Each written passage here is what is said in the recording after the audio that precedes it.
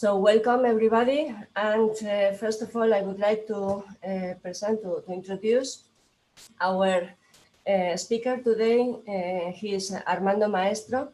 He is a scientist at the Institute Max von Laue Paul Langevin, that is the ILL, the very well-known neutron scattering center in Grenoble, and he there is co-responsible of the Figaro neutron reflectometer. He belongs, in fact, to this well-known group for large-scale structures. Dr. Maestro was a PhD, at the Universidad Complutense de Madrid, and the thesis was Dynamics of Interfacial Systems, and for this thesis he got the award of the prestigious PhD fellowship by the Spanish government. After that, he made a two years postdoc stay at the University of Paris Sud under the supervision of the prestigious Professor Dominique Langevin. After that, he worked for 6 months as a research associate at the University of Twente in the group of Frieder Mugele, where it was the subject of this PhD, postdoc contract was a collaboration with the BP company. In 2012, he moved to the Cavendish laboratory at the University of Cambridge, and it's my pleasure to remind you that this was actually where the neutron was born, so to say. So it was first proposed by Rutherford there, and then the existence of the neutron was proved by Chadwick. There, in the University of Cambridge, he had different contracts and positions, not Chadwick, Dr. Maestro, as Newton International Royal Society Fellow, as Junior Research Fellow, Wolfson College, and also as University of Cambridge Wellcome Trust Junior Interdisciplinary Fellow. And since April 2017, he is at the ILL, co-responsible of Figaro, and his main research efforts are focused on three different themes. First, endocytosis across scales. Second, self-assembly of ligand-coated soft and hard nanoparticles at fluid interfaces. And finally, interaction of intelligent drug delivery vehicles with model biomembranes. He will give an overlook of these three subjects as far as I know. So then, with no delay, we start hearing to Dr. Maestro. Please. Thanks, Arantxa, for this kind introduction. Let me share with you my presentation. Mm-hmm. Could you confirm that you can see it? Now I see you. You see me, okay. You're supposed to see, okay, give me a second.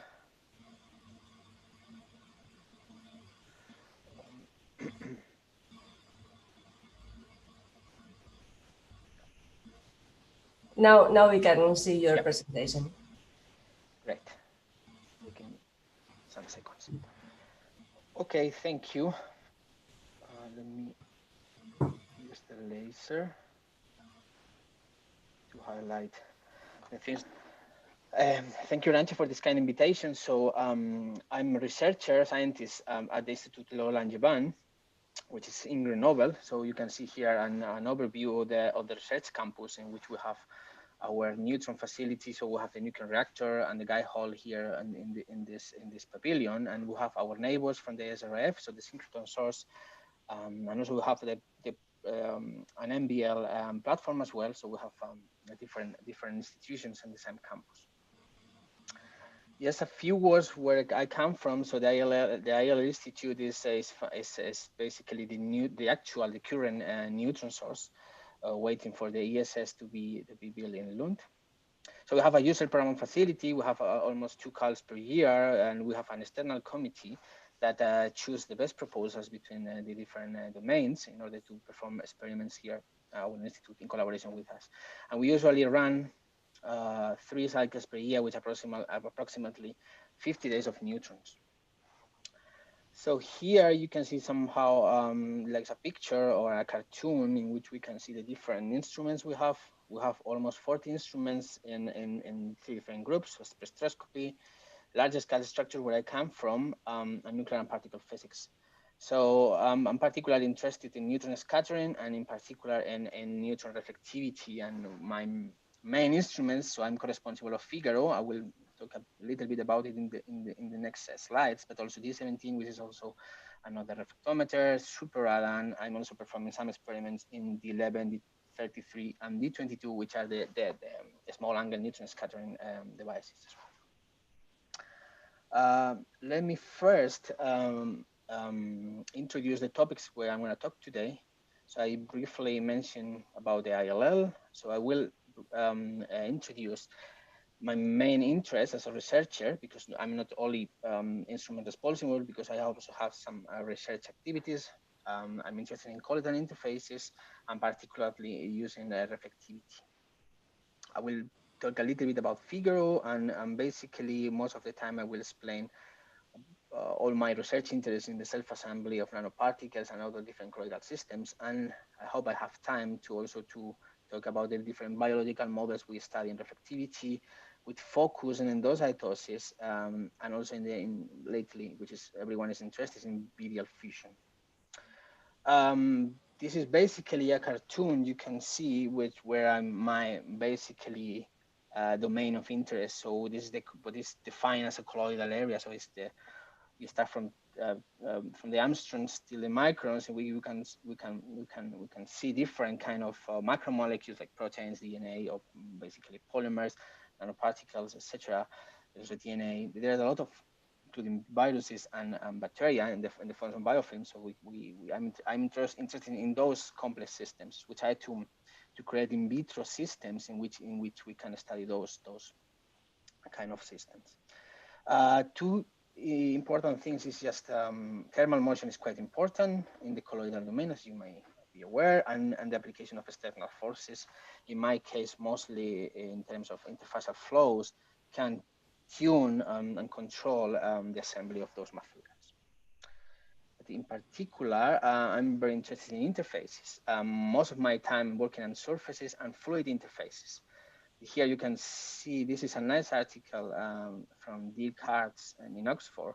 And this is basically real-time air, water, and liquid interface. And you can see that this is not a very homogeneous interface, sorry, in which there is the roughness plays an important role. And this roughness is related to a first approximation to the thermal energy and gamma, which is the interfacial tension. So basically, interfacial tension is the most important property, thermodynamic property that defines an interface. It is the variation of the free energy of the interface over the molecular area. So the capillary wave spectrum is something that we work a lot, and as a minimum approach, if we assume that we will have bending in our system, so we cancel, and the effect of gravity here is also neglected. So it's just the restoring force of this capillary wave spectrum is the surface tension. We can have different modes of deformation and stress at interfaces. So we have different kind of colloidal system particles. For example, we can do uniaxial compression in which the increase of the area or the variation of the area is different to zero. And we can correlate the pressure, and the pressure is no more than the relation of the surface tension of the bare interface, and when we have like a molecular film, and then we can characterize that elasticity and viscosity of the system. We can have shear as well, in which we maintain constant the area, and we change the shape of the system by applying a shear force.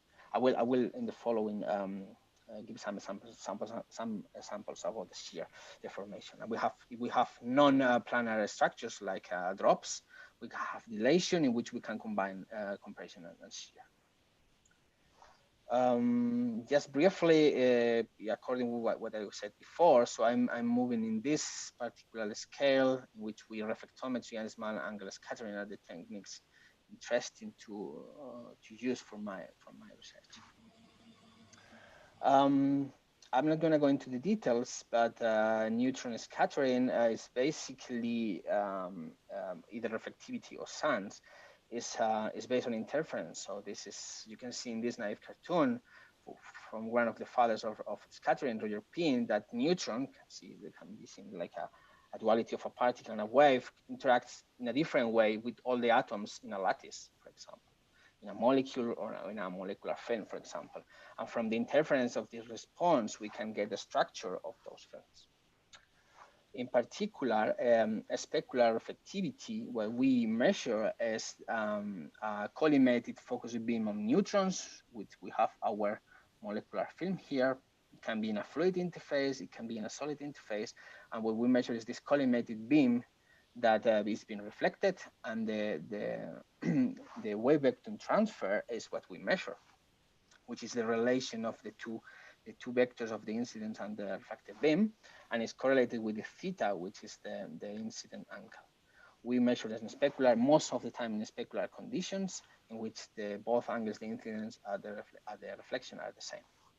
We can measure off a specular because, what you can see here, we have a 2D detector, and we can detect not only the specular line of sight, we can see off a specular, which means that this vector also has components in the X and Y directions, but it's a bit more complicated, and the develop of this is not well done. What we can see with off a specular, and it doesn't work very well for fluid interfaces, is just correlation in the in-plane. So with this specular, so we measure the reflectivity, which is the ratio between the incident and the incoming and the reflective beams intensities versus the Q. This is, for example, a typical 2D image for a detector. I must say that there are different ways of measure reflectivity.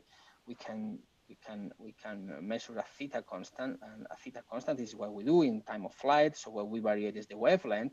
So we have a different choppers that we can create pulses of neutrons, and there's other instruments that works in a monochromatic way, and what they change is basically the theta, keeping the wavelength more or less constant. There are different examples, so I'm not going to go into the details, but to the first approximation, the Born approximation, the reflectivity is the Fourier transform of something what we call a scattering density, which contains the information of all the nucleus and the atoms in a molecular film in particular. So we cannot, since it's a Fourier transform, this is the same problem with all the scattering techniques, we cannot have a full inversion of this to convert into reflectivity. So we need to buy different models that contains these profiles of scattering density in order to feed the reflectivity data. I mean, I'm not gonna go into the details, but if you're interested, I can explain all the different models that we can overcome this phase problem. This is a typical air water, or in this case air D2O. I will go in a minute to explain why we use D2O instead of H2O. It's just we can see that we have a critical edge here and the typical decay of the reflectivity versus Q. If we have a thin film, in this case it's a solid thin film, for example, we have a lot of fringes, and these fringes contains information of the thickness of the film. If we have a multi-layer, we can infer for the interference of this transmitted and reflected beam, we can use a para-recursive algorithm, for example, and get information of the different thicknesses. This scattering length density is related to a refractive index in similar what we have with the light, so the refractive index of light. So we are going from a medium that have a refractive index of 1 for neutrons to a medium so you have a refractive index that are smaller than 1, which means that most of the materials reflects the neutron. This is basically the definition of the refractive index. What is interesting is just we have a critical edge, and above this we can use the typical Fresnel's law that we use for light scattering in order to obtain information about our reflectivity profile. What is interesting for the neutrons is the fact that that not all the nucleus scatter the neutrons in the same way. So it depends. There are not a logical correlation between that. And for example, it's typical the Proteus and deuterium isotopes of hydrogen have a huge difference in scatter density, in scatter length. You can see here, and then we can use this as a way to overcome what I previously mentioned as a phase problem, because we can either use an isotopic substitution, and we can manipulate the refractive index of the materials, make them visible or invisible, and obtain different proofs of our system. So I will give you an example in a minute, and then you can see how we play with this isotopic substitution that help us to understand the interpretation of the reflectivity profiles. This is very briefly how Figaro, which stands for Fluid Interface Grazing Angles Rheometer, a reflectometer. And this is basically a 2D detector, which has 3 helium in order when all neutrons are interacting here. And then we can have this 2D image that I already showed to you. We have the sample area, we have different sample environments for fluid or for fluid interface or for surfaces. And our neutrons come from here. As I said, we have some chopper systems, and we create pulses of neutrons, and this is because we work in time of flight, and we have basically a mirror system. We have collimators to collimate the beam of neutrons at the sample. With that, let me start talking about my research. I will start talking about nanoparticles. As you can see here, this is basically the first examples of nanoparticles. The first example of microparticles that comes from Pavel Piransky, which was researchers in the Laboratoire de Physique des Solides, where I did a postdoc years ago. And he's the first assembly structure of microparticles at fluid interface. And then you can see this polystyrene and silica also particles at the interface. And then we can go from micro, as I said, to nanoparticles. So we can go down. This were done with from optical microscopy, and then we can go to other different techniques to get like autocorrelation, the autocorrelation fluorescent correlation spectroscopy in order to see the nano particles attached to interfaces. In my particular case, what I was interested is the wetting and the interaction of those particles at fluid interfaces, as I said. So the key property here is this is the variation of the free interfacial energy. That depends of the radius of the particles, the surface tension, which I mentioned before, and theta, which is the wetting, so the contact angle. You can see 2 micrographs of that depends on the nature of the particle. You can see that the contact angle is different. So we can tune the wetting by the nature of the particle, but also we can by changing the surface tension, by as I'm going to talk to you later, by use of surfactants or ligands, etc. You can tune as well the different interactions that you can see. For example, you can see electrostatic interactions or capillary attractions between particles. We can have van der Waals, of course, in the long term. We can have hydrophobic interactions if we have ligands, for example, and steric repulsions as well. So it depends on the nature of our system. We can have a huge variety of interactions that we can play with.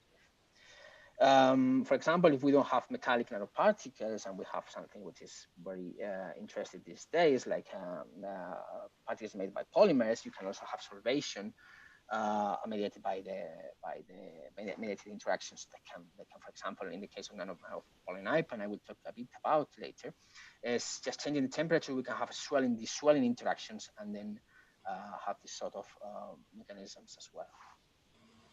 I was interested in electrostatic interaction between surfactants and nanoparticles, because it's, even if not a strong interaction, is enough to drive soluble particles to the interface. You can see here, there's a cartoon from one of the basically first researchers that play with them. So they play with different kind of surfactants and interacting with colloidal particles. And this is confocal microscopy of this is some bubbles, some foams, and then we can see the particles, and this can see the interaction of the particles and the surfactant. Here you can, this is the system that I was interested in, silica, and we use different surfactants. But for example, this is quite basic one, which is CTAB, alkyl ammonium bromide.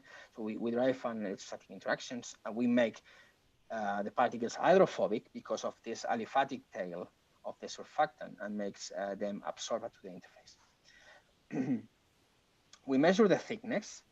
For example, we measure the thickness. This is quite a few time ago. We measure the thickness with a nice model, and we correlate this thickness to the wetting, to the contact angle.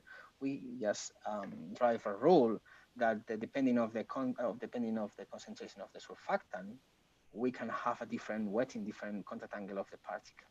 It was for two different surfactants, and also we can infer from that the free energy of the surface. Also, depending of the concentration of the surfactant, we were able to calculate the pressure, which is, as I said before, just the difference between the very interface, and we will have the particles. So we have it's an analogous of a Laplace pressure in 3D. So we can see that this is, as soon as we have more surfactant, the increase of the pressure is larger because of the interactions. There were other researchers that later also did here a nice reflectivity profile by Javier Reguera and collaborators that they also do for gold nanoparticles with some ligands. So and they can also infer the contact angle. We also what we did is just to increase the playing with the surfactant concentration. We can infer a fluid to solid. Even a close packing range of the particles at the interface. So we can create an amorphous network that we can have this transition. What we did is to do interfacial oscillatory shear. In this case, we use a bicon as a shear probe, and then we measure the stress versus the strain. So here in different conditions, this you can see here the stress versus the strain for different surfactant concentrations. And basically what we can see in all of the profile, we have a linear regime, so more elastic behavior, and then we have a yield point and some plasticity. We can normalize, and we can reduce and have the same linear behavior, same elastic, and then we can infer a shear modulus that depends again by the area fraction occupied by the particles, that depends on the surfactant. So the surfactant can drive the occupancy of the particles at the interface. But what was interesting is we saw this sort of kink here. And it was depending of, so as much surfactant we put, we have more particles at the interface, and we have this behavior. So, and then we make a theory about it. So we call that cage breaking model, and to explain this stress strain plots. What we basically assumed is was when we have in this case gamma is a strain, sorry. So when we don't have a strain, so our particle has at a certain distance the nearest neighbors, which are at the same distance. But as soon as we have shear, we have some compression and extension domains, and then this distance changes for all of them. So basically, we're breaking the cage, and we're getting this sort of as a large strains. We were getting this sort of scenario. So the strain we divide in elastic and viscous, and then we basically define the viscous stress, the dissipative contribution, and this is the time scale for the viscosity and the proper viscosity that we can obtain from the measurements. And from the elastic contribution, where we have we define as theta, which is the number of nearest neighbors, and they are related to a beta coefficient, and to the definition that we have non-affine displacement. So basically, based off this cartoon, we have a time scales for elasticity that can depends of the deformation. And then we define a parameter for we call it the strength of the impractical bonding, and then we can fit it from this model and obtain how does it depends on the different compositions. So with this model, you can see that the stress is that depends for this strength parameter and from the number of neighbors that we have. We can explain the different strain-stress relations that we have. We can even go for larger nanoparticles and for other systems, and we can still have the possibility to feed the data and to obtain agreement. And then we can correlate this, for example, this strand with the fact that we have a more big domains and big larger number of particles at the interface. What we observed before, as this behavior has been observed in many systems, and then we are now at the moment trying to fit and to get like a more fundamental and universal equation that can fit all the kind of different systems. For example, ceramides, lipids, proteins, etc. What we are doing now, we're interested. So we were doing another kind of rheology. In this case, it was passive microrheology. We were following the Brownian motion of the particles at the interface. We have all these CTAB, so we have all these surfactants. We have a pure Newtonian. So this is the mean square displacement, the average, the ensemble average of the mean square displacement versus the time. And then we can see there's like pure diffusion. So we have alpha equal 1, which is the slope, and we can have pure diffusion Newtonian behavior.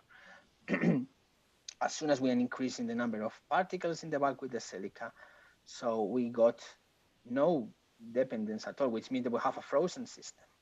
This is how does it look like by a cryo-TEM image. So we have sort of this kind of a structure. And we did some neutron reflectometry. Here you can see a profile. Air multiplies to Q to the power 4th in order to eliminate the decay of the reflectivity and to focus on the different fringes. We have here the different characteristic elements, and we can see that as soon as we increase the surfactant concentration, we have different behavior. So we construct a model based on the scattering density versus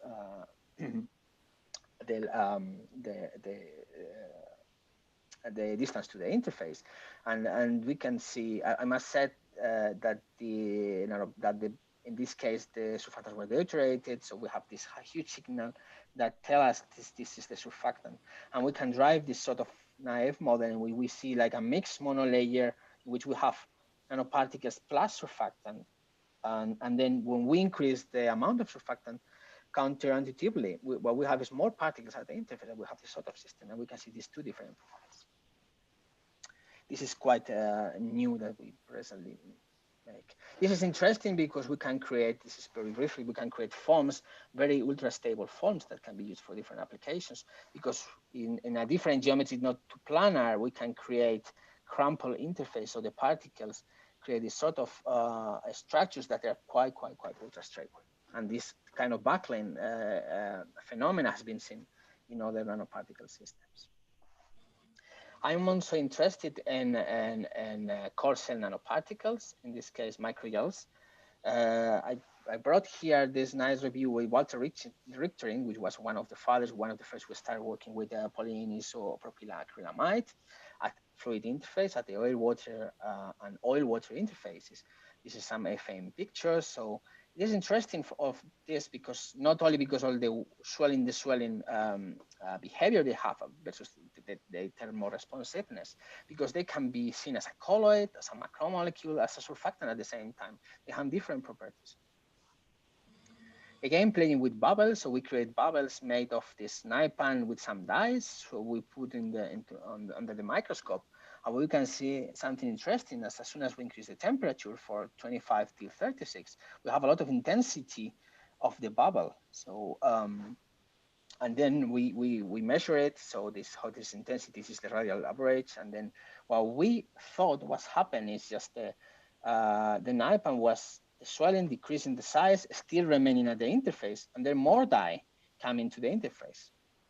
And then we tried to, because this can be used as a sensor, and then we decided to go into the microscopic properties. So for that, what we did is to measure, well, first of all, in bulk, we see on cryo-TEM the structure of those nanoparticles, nanogels, and then we did some light scattering. You can see here in red the diameter of the particles in bulk. And you can see this is what we define the volume phase transition temperature. So as crossing this temperature, we'll have a huge decrease in size of the particles. And then what we measure is, in this case, first using ellipsometry, is measure the thickness. And then we can see also this transition, and the sizes was a bit smaller than we expect for the for the behavior in bulk. We measure OC by ellipsometry, the refractive index, and then we will go the refractive index close to water all the time, which means that, as we expected, these guys are fully hydrated, so they are more than 90% of water, which is so that's the reason that we cannot see many differences in refractive index. So what we expect is this is what we have in bulk. So we have this were a bit of condensed here, and this is the behavior of the interface. We did again passive microreology. So in this case, we put big silica particles of 3 microns to see under a microscope, and we follow the trajectory.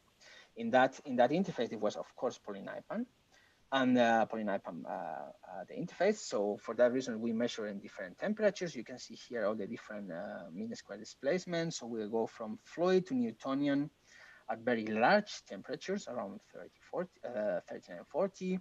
And as soon as we decrease the temperatures, we got a minimum slope. We're telling we have a solid behavior. So we can correlate this with the mechanical properties of the interface, and we can define a fluid to solid transition. So from the slope, you can see we go from sweep diffusion at very low temperatures to a very diffusivity system, which is characterized from a Newtonian frame. The same from the diffusion, which can be obtained from the slope. So we got, this is the volume phase transition. We got like a small diffusion characteristic by solids to a huge and large increase of the diffusivity, because we were going to a Newtonian fluid.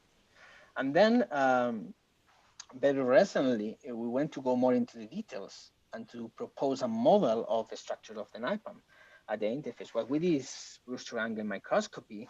We don't need any dye to do Brewster angles. So what we need is to get the Brewster conditions of the interface, and then we spot a laser and take the reflected image by a CCD camera.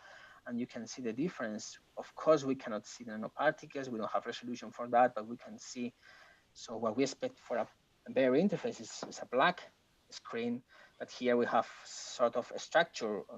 We plot there the root mean square. We see that there is difference. So we have particles and we have differences.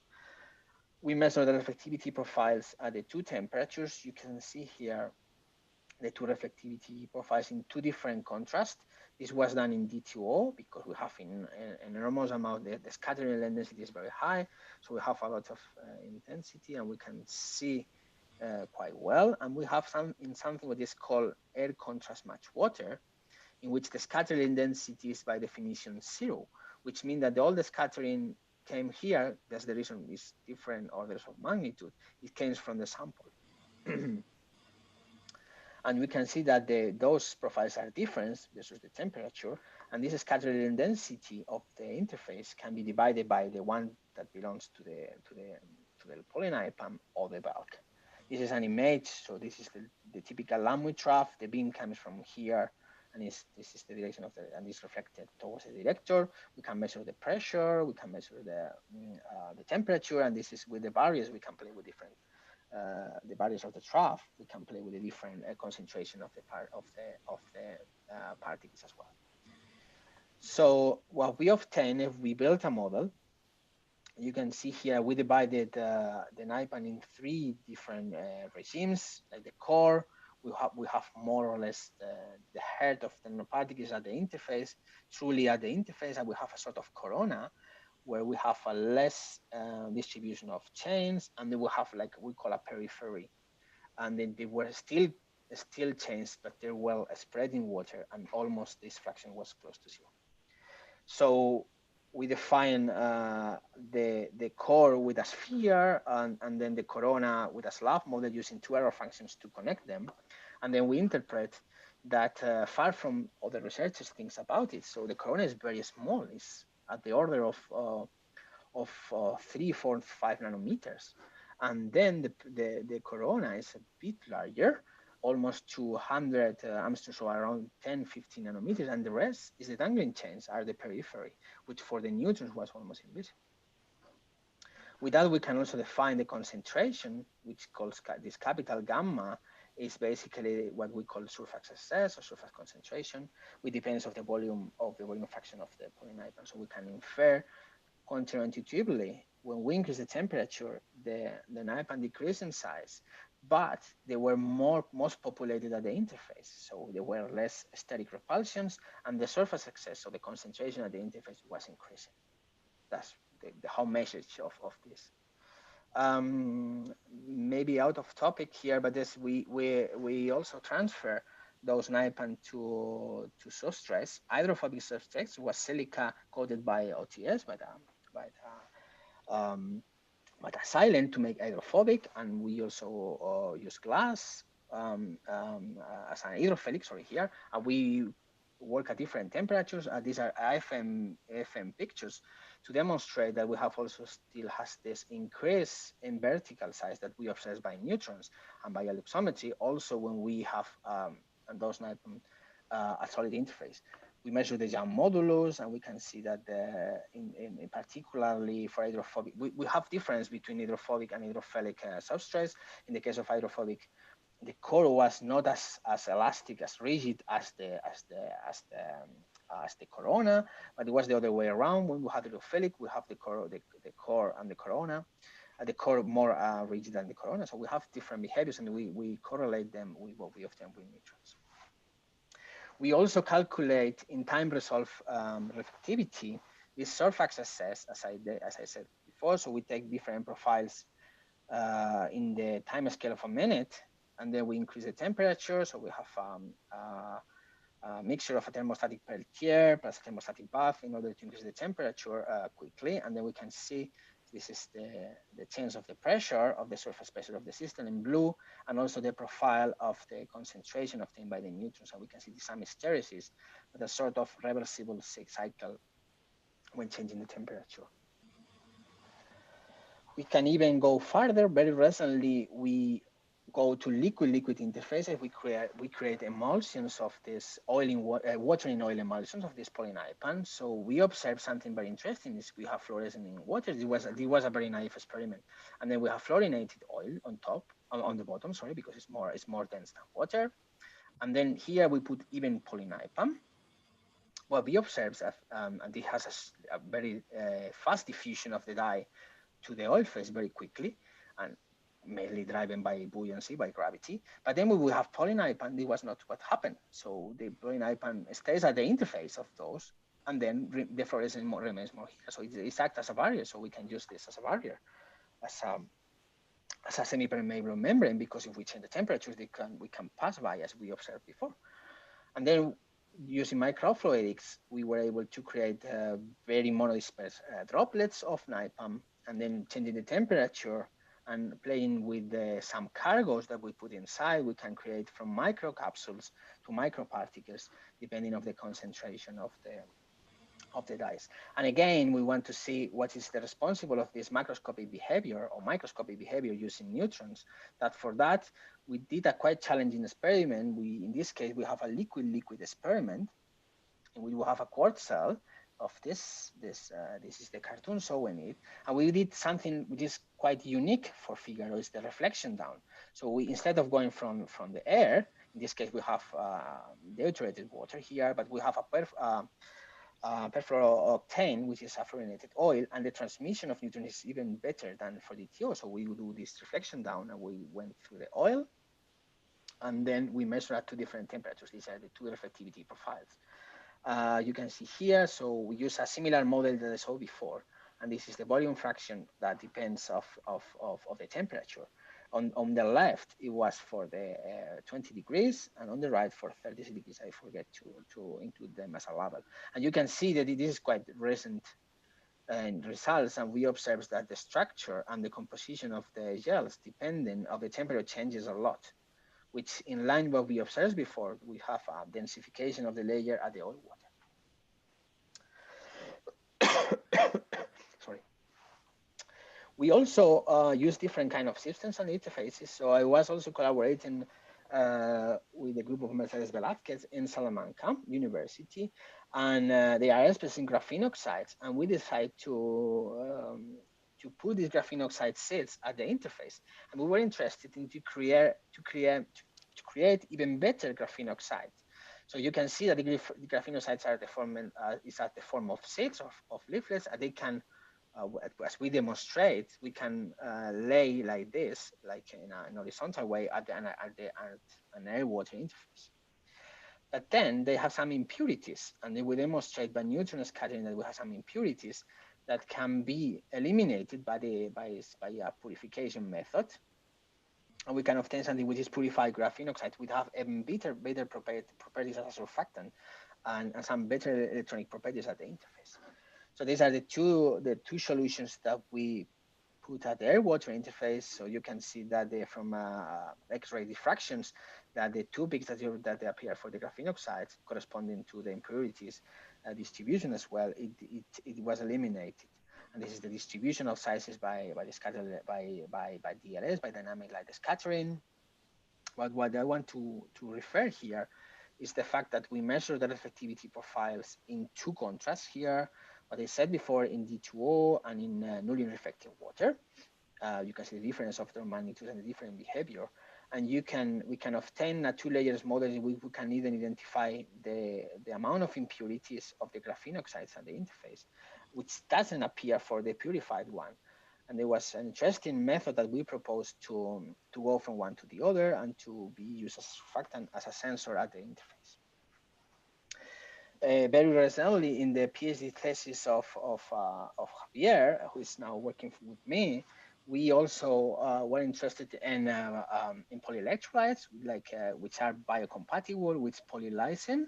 This is the structure, which are mixed by different surfactants in a Lamy trough. So we create those because we create those interface systems. We measured it by Brewster angle microscopy. You can see as a function of the area of the trough. So we vary the area by the barriers, and we measure the pressure by this microbalance that help us to measure the surface pressure. We can see that even we were increasing the pressure, we were reducing the area, the pressure was increasing as a matter of the interaction of those guys.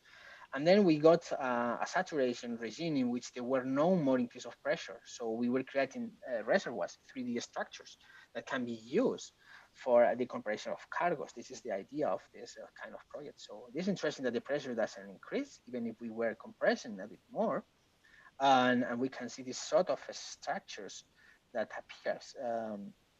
For example, the formation of domains, and then we got a fully collapse.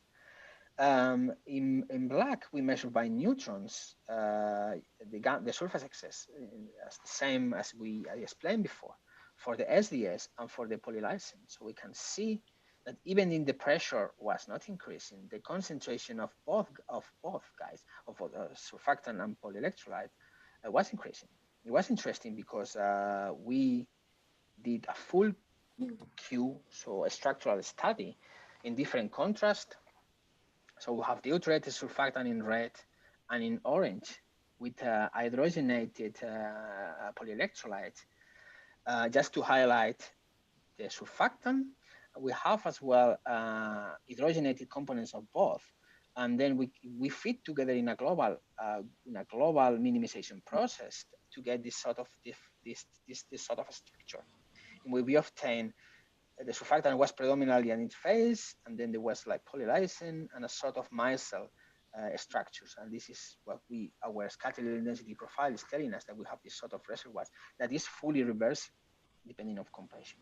And then this is the idea, is to use, this is what we are doing now, with all the different cargoes, like nanoparticles, in order to promote the internalization of those species in this kind of systems. You have about 5 minutes. Okay, thank you. So I will very quickly. We have now a project with AstraZeneca and the University of Manchester to work with lipid nanoparticles in the same spirit as before, to create this sort of reservoirs of this structure. We put RNA at the inside, and we will study with cargo with plasma membranes, so to mimicking the endosomes. So that is the idea to study those systems. We have some preliminary studies of surface pressure. How does this plasma membranes can I'm going to go in a minute to briefly explain what we did with plasma membranes. But we can measure the lateral pressure of them, and then we can see the insertion of those nanoparticles and to see how the pressure evolves. We can measure the reflectivity profiles, but this is quite This is at the first stage, so some is just started a few months ago, so it's still in a very preliminary phase. And very briefly, I will tell you about also the biology. You can take more time. It was you who told me to remind you that to have 5 minutes in advance, but okay, you can take more time. Well, I don't want to to take you the whole afternoon, but yes, I'm also interested in biological model systems, and especially in different processes, endocytosis and vesicle fusion, which is now very interesting for SARS-CoV-2. So endocytosis is the main mechanisms that the cells uses to incorporate or internalize nutrients and proteins from the extracellular matrix. It's a very complex process. It's a choreography of events, but in the preliminary stage, there is just cargoes. We can see there are proteins that interact from the extracellular matrix with receptors. And in the cytosol, we have adaptor proteins at Clathrin that self-assembles here, invaginate the membrane, create an inner vesicle, and make the internalization. So my collaborators, David Owen and Nathan Fekai from the Cambridge Institute for Medical Research, has been interested in the role of the adaptor protein for many years. They have published very nice results about the conformation of this protein. By X-ray diffraction, they were able to identify all the domains of the proteins. This is really well characterized. What is missing is in this picture, for example, is what is the role of the lipids interacting with those proteins. So for that, we use a very simple in vitro model based on mimicking the outer leaflet of the membrane. So we use different lipids, especially this particular one, which is phosphoinositol, which drives, and we believe it drives the interaction with this, the electrostatic interaction with the protein, and also change the conformation of that protein.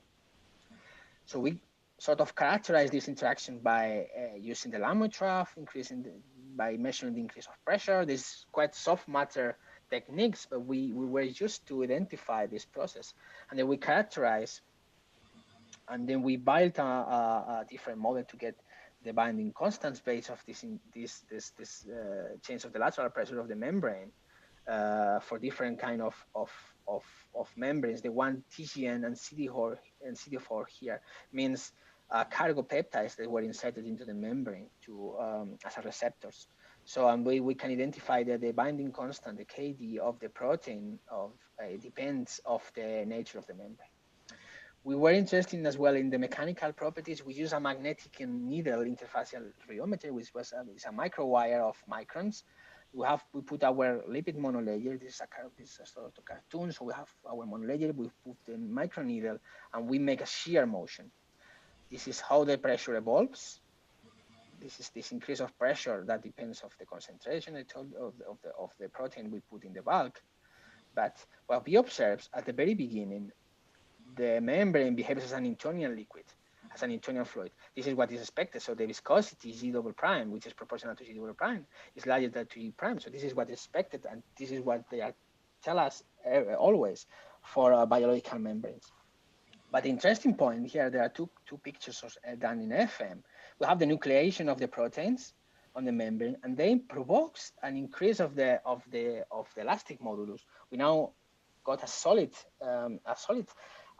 state in which this is what we believe the responsible of the invagination. So we force the bending of the membrane, but this nucleation and this self-assembly that provokes a solid state.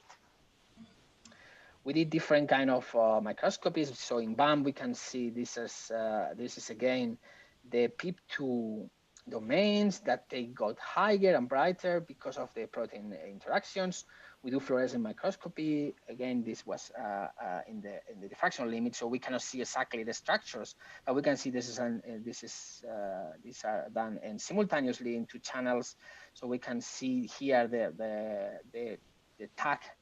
The PIP2 has a certain tag, so that emits fluorescence in that particular wavelength, and then we have also the protein here at the same colocalization. So we can see that this is really PIP2 who drives the interaction of the protein.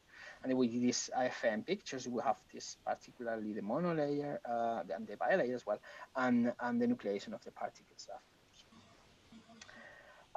Within neutrons, of course, we did reflectivity, because even if it's seen as a low resolution technique, I can demonstrate to you in a second that we can even go to farther and to get a bit of the structure of the protein. So basically, this is the profile. R multiplies to Q to the power 4 versus Q. We did experiments in two different contrasts, D2O. HKM is the buffer we use to keep the protein happy, not aggregated in bulk. And this is the newly reflecting water. So what they call before A contrast match water. So this is the composition. We create a very complex mixture with different peptides, cholesterol. We're interested in inositol, and even some peptides inserted. So, and then we put in the bulk the protein. We wait until the equilibration, and then we see how the profiles changes. So this is the fraction profiles. This is, we can identify. We use a two-layer model, and we identify the tails of the proteins, the aliphatic tails, the head groups, and the presence of the peptides. So, and then we inject the protein, and what we observe is the apparition of fringes, which were telling us that the protein was not inserted, or it was only partially inserted, as you can see here, but it's creating a secondary structure. So it's beneath the monolayer. This is what we were expecting. So because it was the half of the other proteins that works in endocytosis. So normally with reflectivity, we can get these sort of volume profiles, and then we can say, oh, here is our protein. This is more or less what it occupies in our system. But we can go one step further. We did some molecular dynamics simulations using a Monte Carlo method. So we changed the different possible conformations of the proteins, starting from the PDB of the protein. So we rotate across this the different Euler angles of the protein, and we create or recreate the different volume fractions of the protein. So they have different possible volume fractions. So we calculate for these volume fractions the different scattering length, and then we create a scattering density profile that compares with the neutrons, and we create a map. These are theta and phi. These are different Euler angles, and we define the best position to be the protein interacting with the lipids. So basically, we identify what was defined before at the binding sites for PIP2, AP2, and we were corroborated by the neutral effectivity. To do that, what we did is basically compare the open and closed models, the different conformations. As you can see, for example, this is just an example that the best that fit the data is the red curve corresponds to the open rather than the closed. So we can identify, even if it's with a certain resolution, the binding sites of the protein, but also which is the preference conformation. I will escape this. This is about the kinetics as well that we measure. I will stress that we are always now with my other PhD student, Andreas, we are looking at other different positions with the same spirit using molecular dynamic simulations. And then we compared the scattering density profiles that we obtain for those simulations or from the experiments. And then we look at different proteins, CALM, FCHO2. So we are looking at the different proteins.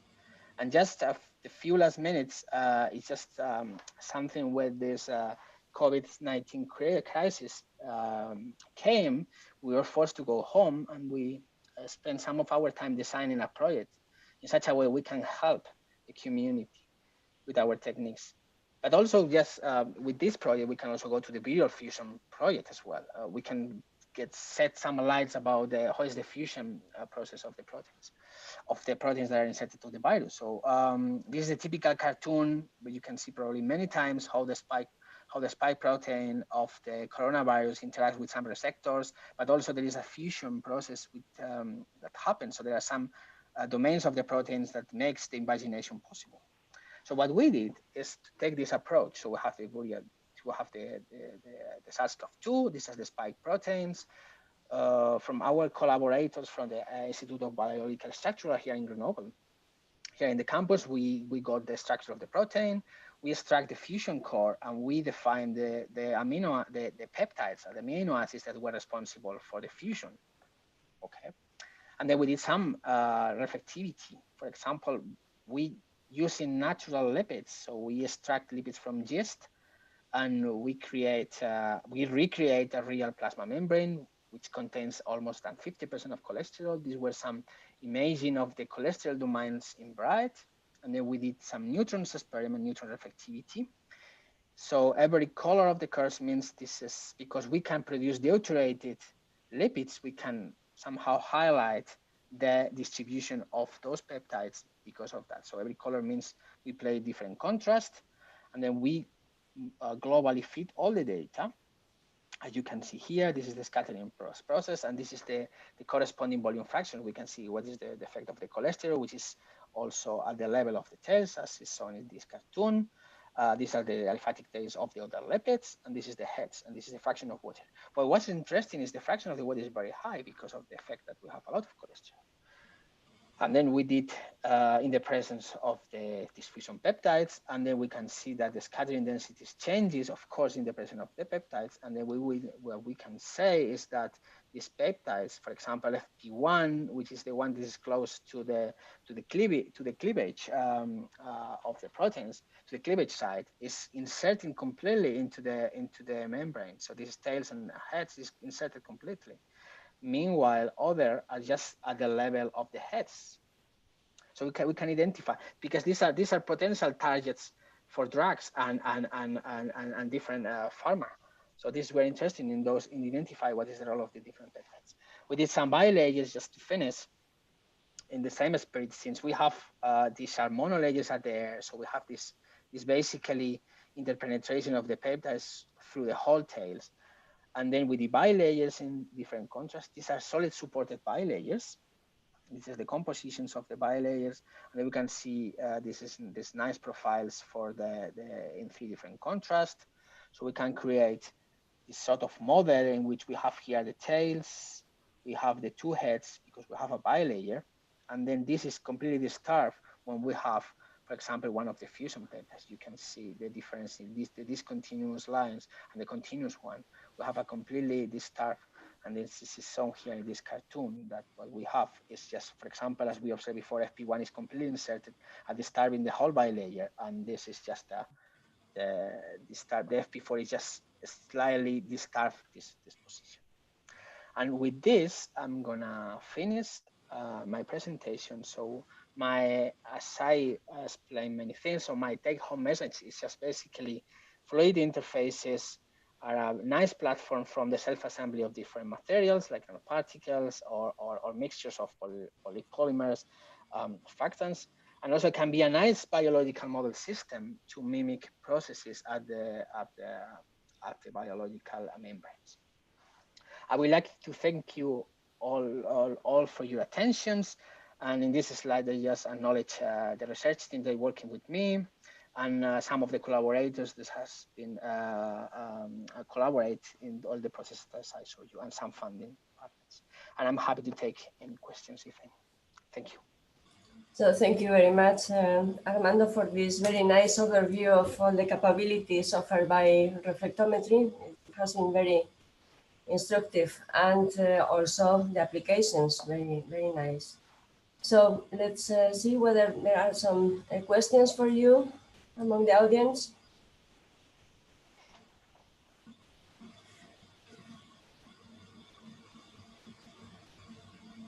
Any question? Yes, I would like to, well, of course you have to, or you have, it's very good always to combine different techniques with neutrons, in particular with reflectometry. I didn't get which technique did you use to calculate the mean square displacement of this MIPAM? Yeah, let me go to there maybe. Yeah, I explain it very fast. So in the case of polynipam, what we usually do is use something which is called passive microbiology. We use big particles as tracers because we use a bright field microscope. So for example, we use different particles to avoid interaction with our monolayer. So let me explain in detail. So what we have is a monolayer of polynipan. So we spread the polynipan at our interface, air, water, and we spread a very little amount of particles with silica. The silica particles were 3 microns, and we can go to 5 microns as well. And then we follow the trajectories of those particles, and then we get this mean square. That, of course, depends of the polynipan interface, and that's the correlation we have with the mechanical properties. If I can remove the laser, it was just a curiosity. We have some question from.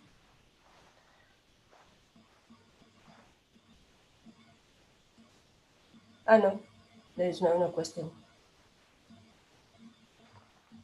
I thought there was some. No, it's not the case.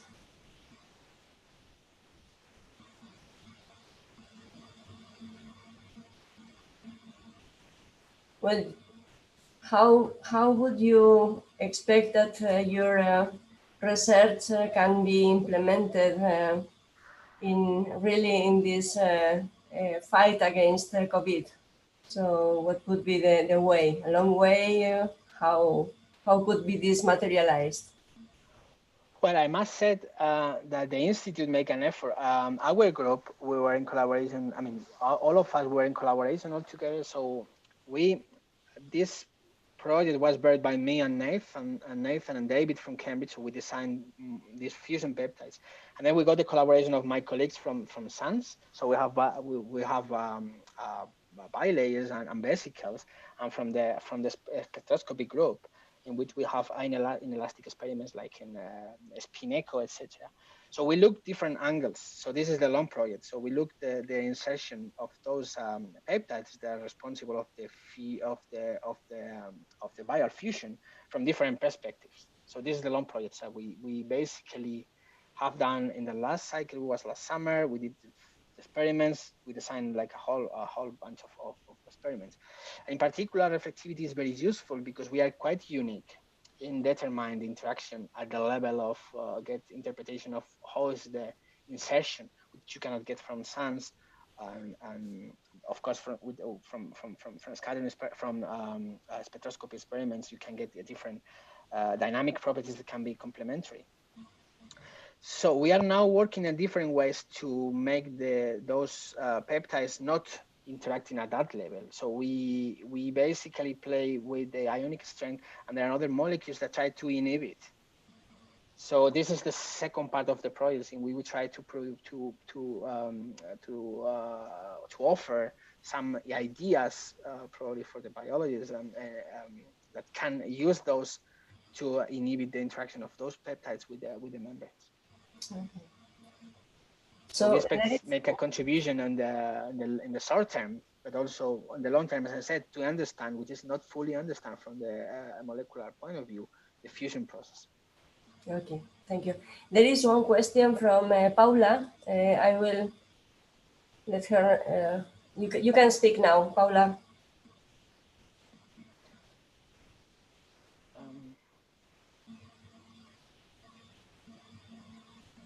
Paula?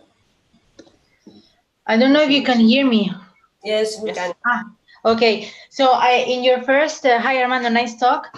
In your first example with the silica, with the nanoparticles and surfactant, you show the scattering length density profiles showing the surfactant only on one side of the interface. And I wonder if this is something that you previously know and you implement in the model, or is something that you clearly see in the data? This is what we see in the data. So first of all, this is just a naive cartoon because this is basically we did a lot of work, but the fundamental question we solved at the very end, it was like this year. So because we did a lot of shear, a lot of shear rheology, we did a lot of characterization, but we never look at the situation at the situation of the surfactants with respect to the nanoparticles. And it was the key point because those surfactants are the helpers of the nanoparticles to go to the interface. Those nanoparticles are soluble, are fully soluble in water. So if we don't have surfactants, they never go to the interface. And then the question was, what we create, a mixed monolayer or a solid, really solid, fully covered of particle layer? And what we get from the neutrons, here I only plot two contrasts just to highlight the difference between the two cases. But we did a fully structural analysis in which we measure in different contrasts. For example, we play with hydrogenated and deuterated surfactants, and with silica, we can contrast match. So basically, we have 4 or 5 data sets. I only plot here this one. And then what we saw from the scattering density, I should have plot the volume fraction profile. It's just that the surfactants are at the level of the interface. So they were not spread around the particles. And they were, in the case that we have lower quantity of surfactant, we have this kind of mixed monolayer, which was correlated very well with the fact, for example, here we have like diffusive behavior. So the particles has space to travel across the interface. And in the case of when we have more surfactants, they brings more particles. And in the end, what we have is a really solid, and then all the motions of the particles are frozen at the interface. You can see here that the square limit is almost zero. They were frozen. And then we infer that from the data of neutrons that there are very little surfactants here. Of course, the contact angle changes as well. But this is what we obtain from the neutrons. And this is quite, as I said, this is very recent results we obtain. And sorry, were you surprised that the surfactant only goes to the air side of the interface? Well, it's not exactly to the air. It's just well, probably the cartoon is not probably very good. It's just the heads of the surfactants, so the polar heads is at the level of the interface. Probably, sorry, I must say that this zero is explained better in the draft. But this zero is not exactly the interface between air and water. So it's here the zero. So probably that's something that I have to put better in this cartoon. This is an all image. We have updated that one. But this is exactly the polar heads is at the air water. Yep. Thank you. And this is what a controversy, because most of the people never believe we have this sort of a structure. But this is something that we can prove, and only we can prove with neutrons. Okay. Paula, are you satisfied? Yes, I am. It was just that for me, it was very surprising that the surfactant wouldn't cover the entire particle, and then the system would go to the interface. But I'm not an expert on interfaces. But that's quite because people. Let me go briefly with Javier's model. In this case, we have surfactants. SDS is something similar, right? And we have a polyelectrolytes. And in this case, what we have is the surfactant covering the interface. Probably the cartoon is also not very good, probably. But this is the air here. You have the water here. And then below that, we have this, what we call reservoirs. So we have the polyelectrolyte, which is fully extended, and we have some micelles. This is the typical behavior, and this is what people expect. When you have nanoparticles, they really go to the interface. And when we measure the contact angle, I quickly go to this, and this is what's been very far away, very long ago.